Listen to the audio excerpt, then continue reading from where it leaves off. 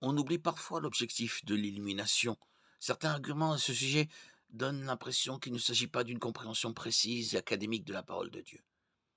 Il est certain que Dieu veut que nous comprenions pleinement ce qu'il nous a révélé.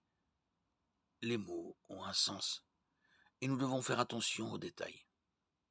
Une compréhension factuelle ne sert cependant à rien si nous ne l'appliquons pas. Dans le psaume 119, on trouve des expressions de sens en lien avec les versets sur l'illumination. Je méditerai sur tes merveilles, verset 27, pour que je garde ta loi et que je la respecte de tout mon cœur, verset 34, pour que je comprenne tes instructions, verset 125, pour que je vive, verset 144.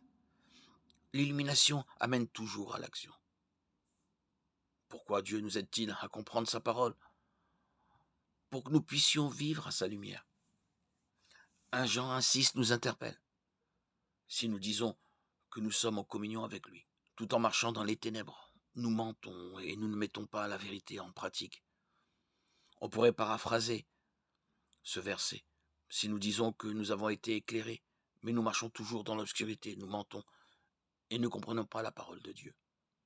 L'Esprit de Dieu qui nous éclaire pour que nous puissions comprendre sa parole se saisit de cette connaissance et nous guide dans son application. Romains 8,14 dit « En effet, tous ceux qui sont conduits par l'Esprit de Dieu sont fils de Dieu ».